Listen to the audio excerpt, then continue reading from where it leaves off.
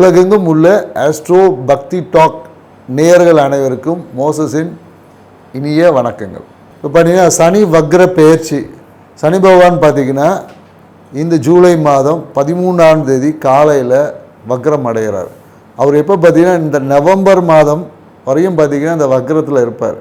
So இந்த வக்ரம் அடையும் போது என்னென்னாக்க இப்போ சனி பகவான் பார்த்திங்கன்னா கால புருஷ தத்துவத்துக்கு 12ஆம் இடத்துல இருக்கார்.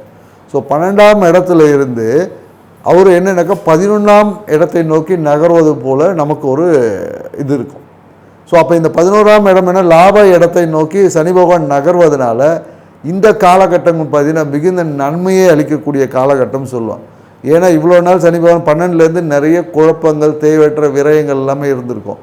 அது எல்லாமே இப்போ மாற்றம் அடைந்து, ஏன்னா இப்போ நிறைய நாட்டிலே பார்த்திங்கன்னா பல பிரச்சனைகள் இருக்கும், இந்த போர் பல விஷயங்கள், இது எல்லாமே பார்த்திங்கன்னா இந்த காலகட்டத்தில் தீர்வுக்கு வருமானா கண்டிப்பாக ஒரு முடிவுக்கு வரும். பார்த்திங்கன்னா நாட்டில் இல்லை உலகத்திலே பார்த்திங்கன்னா அமைதியும் மகிழ்ச்சியும் சந்தோஷமும் மனிதாபிமானம் இந்த காலகட்டத்தில் அதிகரிக்கக்கூடிய காலகட்டமாக தான் இருக்குது. அதனால் ஏன்னா முதல்ல சனி வக்ரம்னா என்னன்றது ஒரு சின்ன புரிதலுக்காக, ஏன்னா நம்ம பார்த்திங்கன்னா பொதுவாக நிறைய பேர் ட்ரெயினில் திருப்பதிக்கு யாராவது ட்ராவல் பண்ணியிருந்தீங்கன்னு வச்சுக்கிங்களேன், திருப்பதியில் பார்த்திங்கன்னா ட்ரெயின் ரேணிகுண்டா வரை அப்படியே முன்னோக்கி போகிற மாதிரி இருக்கும், சரிங்களா? ஸோ அங்கேருந்து பார்த்திங்கன்னா என்ஜினை மாற்றி பின்னாடி என்ஜினை மாற்றி பின்னாடி இருக்க இடம் முன்னாடியாகவும் முன்னாடி இருக்க பின்னாடியாக மாறி என்ஜின் முன்னாடி போகும்.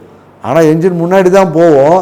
நம்ம முன்னாடி இருந்தவங்களுக்கு என்ன மாதிரி முன்னாடி போனவங்களுக்கு என்ன மாதிரி ஒரு ஃபீலிங் இருக்குன்னா பின்னோக்கி இழுக்கிற மாதிரி ஒரு ஃபீலிங். ஏன்னா நம்ம பார்த்திங்கன்னா சூரியனை சுற்றி தான் நம்ம நீள்வட்ட பாதையில் கிரகங்கள் சுற்றிட்டு வருது. ஸோ அப்போது இந்த சனி கிரகம் அந்த நீள்வட்ட பாதையில் வரும்போது நமக்கு எதிரான திசையில் பயணிக்கிற மாதிரி ஒரு தோன்றல் இருக்கும். ஆனால் அது நேரடி பயன்தான் இருக்கும்.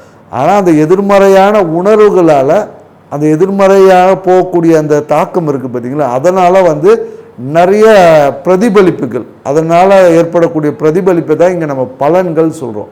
அந்த பலன்கள் இந்த இவ்வளோ நேரம் பார்த்திங்கன்னா சனி பகவான் யாருக்கெல்லாம் நன்மையான பலன்களை கொடுத்தாரோ அவருக்கெல்லாம் இப்போ இந்த காலத்தில் நன்மையான பலன்களை கொடுக்க முடியாத ஒரு சூழல் ஏற்படும். இவ்வளோ நாள் அசுப பலன்கள்லாம் சில ராசிகளுக்கு வந்திருக்கும், அவங்களுக்கு எல்லாமே இப்போ பார்த்திங்கன்னா அபரிவிதமான திடீர் அதிர்ஷ்டம் திடீர் நன்மைகள் எல்லாமே கொடுக்க போகிறார். என்னக்க இந்த சனி பகவான் பார்த்திங்கன்னு வச்சுக்கிங்களேன், இப்போ 12ஆம் இடத்துல இருந்து 11ஆம் இடத்தை நோக்கி அவருடைய பார்வைகள் அவருடைய எதிர்மறையான விஷயங்கள் அதை நோக்கி பார்க்கறதுனால அப்போ என்னன்னாக்கா பல பேருக்கு வெளிநாட்டிலேருந்து எப்போ வரலாம் ஊருக்கு வரலாம் அப்படின்னு நினைக்கக்கூடியவங்களுக்கு எல்லாமே பார்த்திங்கன்னா ஊருக்கு வரக்கூடிய வாய்ப்புகள் உருவாகும். அதே போல் என்னன்னாக்கா ஏன்னா இவ்வளோ நாள் விரயமாகவே இருக்குது, எங்கே நமக்கெல்லாம் சனி பகவானை ஒன்றும் செய்ய மாட்டார் போல் இருக்குது அப்படின்ற நினைக்கிறதுக்கு எல்லாமே திடீர் அதிர்ஷ்டமாக அப்படியே என்ன நடந்துச்சுன்னு தெரியாது இல்லையா, அந்த 360 டிகிரி சேஞ்சஸ் மாதிரி தொழிலில் பார்த்திங்கன்னா லாபம் அதிகரிக்கும், திடீர் ப்ரொமோஷன் நிறைய பேருக்கு கிடைக்கும். ஏன்னா 11ஆம் இடம் என்பது லாபம் மன மகிழ்ச்சி. ஸோ எதிர்பார்க்காத நிகழ்வுகள் எல்லாமே திடீர் நடக்கும்.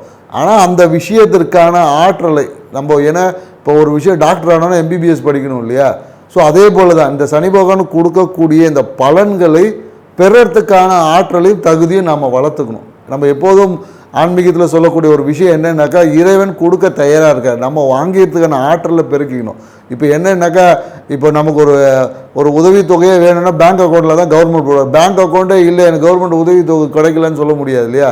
அப்போ அதுக்கு முன்னாடி பேசிக் குவாலிஃபிகேஷன் நம்ம பேங்க் அக்கௌண்ட்டை ஓப்பன் பண்ணணும். ஸோ இந்த மாதிரி தான் ஆன்மீகம் என்பது நம்ம என்ன சொல்கிறோம் அப்படின்னா ஒரு 2 நல்ல விஷயத்தை புரியும். ஏன்னா கோயில்கள் எல்லாம் போனீங்கன்னா அப்போ அந்த பிரசாதம் கொடுப்பாங்க, பிரசாதம் ஏன் கொடுக்குறாங்கன்னு கொஞ்சம் யோசிச்சு பார்த்தீங்கன்னு வச்சிங்களேன், அங்கே இறையருளும் இருக்கும், அதாவது நம்ம சிவத்துக்கு தேவையான ஆற்றலை பூஜை முறையில் இருக்கும், நம்ம உடலை வளர்க்கறதுக்கான உணவையும் கொடுப்பாங்க. அதனால தான் பார்த்திங்கன்னா ஸ்பெசிஃபிக்காக ஒவ்வொரு கோயிலையும் இந்த புளியோதரை லெமன் சாதம் இந்த திருப்பதி போனால் லட்டு இந்த மாதிரி அங்கே உடலும் உயிரும் ஒரு சேர வளரணும். அதை தான் அர்த்தநாரீஸ்வரர் தத்துவமே சொல்லும். ஏன்னா சிவபெருமானே தன் உடம்புல பாதியை சக்தி கொடுத்துருப்பாரு. அப்போ என்னன்னாக்கா இரண்டும் ஒரு சேர வளர்வது தான் அந்த நிகழ்வு முழுமையிடும். அதை தான் பரிகாரத்தில் கூட மோஸ்ட்லி எங்களுடைய வாடிக்கையாளருக்கு நம்ம சொல்வது என்னக்கா இரண்டும் ஆழம் வரையணும் அறிவும் வளரணும்னு சொல்லுவாங்க இல்லையா.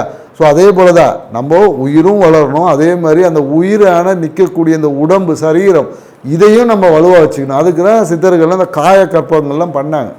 ஸோ அதனால் நம்ம இங்கே என்ன சொல்லலாம், பரிகாரம் என்பது இரண்டையும் சம அளவுக்கு மாற்றங்கள் நிகழ்த்தும் போது தான் அந்த பரிகாரம் என்பது முழுமையடையும். அப்போ தான் அந்த காரிய தடை என்பது நீங்கும். மேலும் உங்கள் வாழ்க்கை வளர்ச்சிக்கான விஷயம். நாம் இங்கே என்னென்னாக்கா ஒருமனே மந்திரத்தை மட்டும் சொல்லிட்டு போயிட்டே இருக்கோம், ஆனால் வாழ்க்கை முறையில் நம்ம மாறுவதில்லை. நீங்கள் மந்திரங்கள் சொல்வதுமெல்லாம் உங்களுடைய ஆத்ம பலம் வந்து அதிகரிக்கும். அந்த ஆத்ம பலம் செயல்படுவது உங்கள் உடம்புல தானே இருக்கும். அப்போது தேக பலமும் அதிகமாகணும் இல்லையா? அப்போ அதுக்காக தான் சில பார்த்திங்கன்னா நமக்கு அந்த உடல் ரீதியான சில என்ன சொல்லுவாங்க பழக்க வழக்கங்கள், இந்த உடலை பாதுகாத்து உடலை மெயின்டைன் பண்ணக்கூடியது. இந்த இடத்துல கறி சாப்பிடக்கூடாது, இந்த இடத்துல வெஜிடேரியனாக இருக்கணும், சைவ உணவை எடுத்துக்கணும், இந்த மாதிரியான விஷயங்கள் சொல்வது வந்து அந்த உயிர்த்தன்மையை பேலன்ஸ் பண்ணக்கூடிய உடலும் சப்போர்ட் பண்ணணுன்றதுக்கு தான். ஸோ இதை நம்ம புரிஞ்சு நம்ம ஒவ்வொரு பரிகாரத்தை நீங்கள் செஞ்சு பாருங்கள், கண்டிப்பாக சக்ஸஸ். ஏன்னா என்னுடைய நேர்களுக்கு என்னுடைய வாடிக்கையாளருக்கு நம்ம சொல்வது என்னென்னாக்கா, பரிகாரம்னா அது பரிகாரமாக இருக்கணும், சும்மா ஒரு சம்பிரதாயம் மாதிரிலாம் இருக்கக்கூடாது.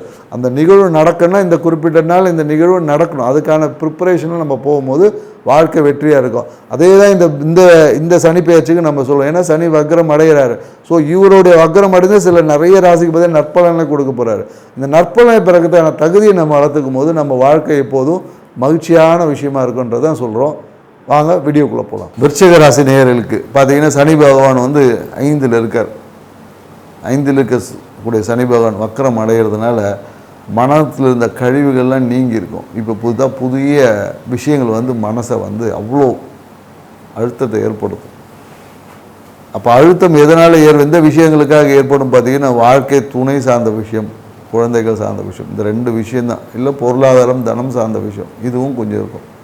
ஏன்னா பார்த்தீங்கன்னு வச்சுக்கோங்க, இந்த விருச்சிக ராசிக்காரங்களாம் அந்த குழந்தையால் மிகப்பெரிய அழுத்தம். ஒன்றும் குழந்தை படிக்க மாட்டேந்து, சும்மா இல்லாமல் எவனாவது பக்கத்து வீட்டுக்காரர் வந்து சொல்லிட்டு போய்டும், இன்னும் உங்கள் குழந்தை ஏதோ கொஞ்சம் கம்மியாக இருக்குது அப்படின்ட்டு. ஏன்னா உங்கள் குழந்தை 80% மார்க் வாங்கும், ஆனால் உங்களுக்கு 10 திருப்தியாகவே இருக்காது. இல்லை குழந்தை இல்லை என்ற பிரச்சனை, இந்த மாதிரியான விஷயங்களில், இல்லை காசு இல்லைன்னு பிரச்சனை, இந்த 3 இல்லைன்னா வாழ்க்கை துணைக்கிட்டேருந்து எதிர்பார்த்த ஒத்துழைப்பு கிடைக்காது. நீங்கள் ஒன்று சொல்லுவீங்க, அவர் அப்புறம் பார்த்துக்கலான்னு அது அப்புறம் தான். ஸோ அப்போ என்னென்னாக்கா, என்னுடைய வாழ்க்கை துணை எனக்கு குறிப்பிட்ட நேரத்தில் எனக்கு அந்த விஷயங்களை செய்யலை, நான் ஒரு டைம் போனால் நீங்கள் ஒரு டைம், இந்த மாதிரியான ஒரு சிக்கல்கள் எல்லாமே விருச்சிக ராசி. இதனால் உங்களுக்கு வந்து மன அழுத்தம் வந்து கண்டிப்பாக இந்த காலகட்டத்தில் ஏற்படுமானா ஏற்படும். அதே போல் என்னென்னாக்கா, வேலை செய்யக்கூடிய இடத்துல பார்த்தீங்கன்னா நீங்கள் உண்டு உங்கள் வேலை உண்டுன்னு இருந்து இந்த காலம் கடந்து போகும். ஏன்னா அந்த இடத்துல பார்த்தீங்கன்னா இதுக்கு முன்னாடி வேலையில் உங்களுக்கு ரொம்ப ரெஸ்பெக்ட் கொடுத்துருப்பாங்க.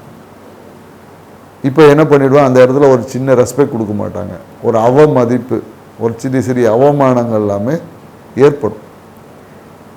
இது எதுக்குன்னா, வாழ்க்கை என்பது இப்படி தான் அப்படின்ற புரிய வைக்கிறதுக்காக இயற்கை உங்களை பக்குவப்படுத்துக்குது அப்படின்ற நினச்சிக்கணும். நீங்கள் என்னடா இதே கடவுள் நம்மளை கைவிட்டாராலாம் நினச்சக்கூடாது.